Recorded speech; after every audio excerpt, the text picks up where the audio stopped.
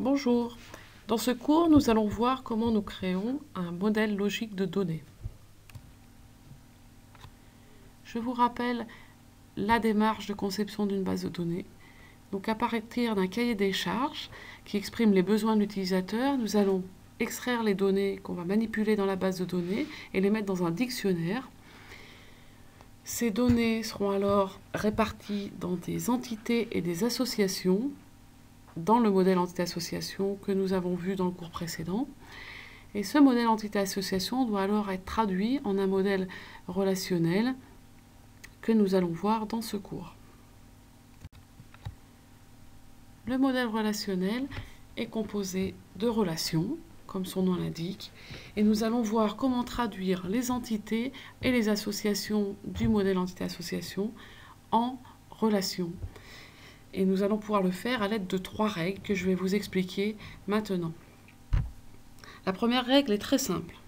Chaque entité du modèle entité-association est traduite par une relation dans le modèle relationnel.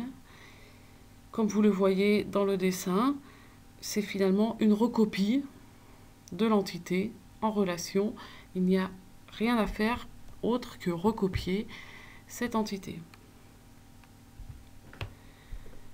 Les 2 autres règles concernent les associations. On a vu qu'il y avait 2 types d'associations, les associations 1N et les associations NN. Donc la règle de traduction d'une association NN est chaque association NN est une relation. Les attributs de la relation sont les identifiants des entités reliées plus les attributs de l'association. Enfin, la clé de la relation et l'ensemble des identifiants des entités reliées. Ce qui donne le modèle relationnel suivant. J'ai recopié l'entité facture en une relation facture identique. J'ai recopié l'entité produit en une relation produit identique. Et l'association NN est facturée est aussi une relation qu'on appelle effacturée dans laquelle on recopie les clés de facture et de produit.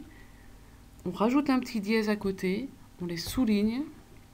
Et si j'ai des attributs dans l'association, là j'en ai une qui s'appelle quantité, je la rajoute dans ma relation effacturée. Généralement, on met une flèche qui relie numfact à numfact dièse pour montrer le lien qu'il y a entre facture et effacturé. On remarquera aussi, si vous regardez un peu ce qui se fait ailleurs, on peut écrire ces relations en 3 lignes, facture, produit et facturé. C'est une autre manière d'écrire, ce n'est pas celle que nous allons utiliser dans ce cours, mais elle représente la même information. La 3e règle concerne la traduction d'une association 1N. Donc l'association concerne client est une association 1N. Elle se traduit en recopiant la clé de l'entité dans laquelle il y a le N dans l'entité où il y a le 1. Donc ici, le 1 est du côté de facture, le N est du côté client.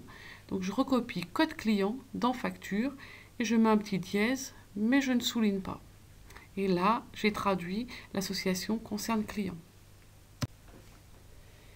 Ce qui donne, pour le modèle entité-association présenté, un client, facture, produit, le modèle relationnel suivant, j'ai 4 relations, client, facture, effacturé, produit.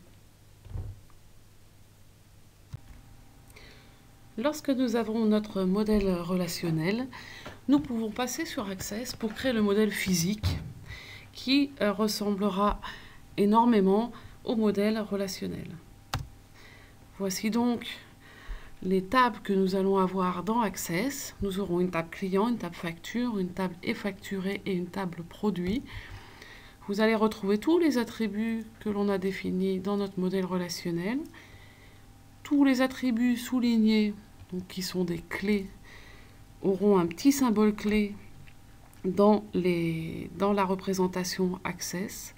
Et les flèches que nous avons mis dans le modèle relationnel seront les 1 infini que vous voyez dans Access. Dans la suite du cours, nous allons voir comment créer ces tables et les relier. À bientôt!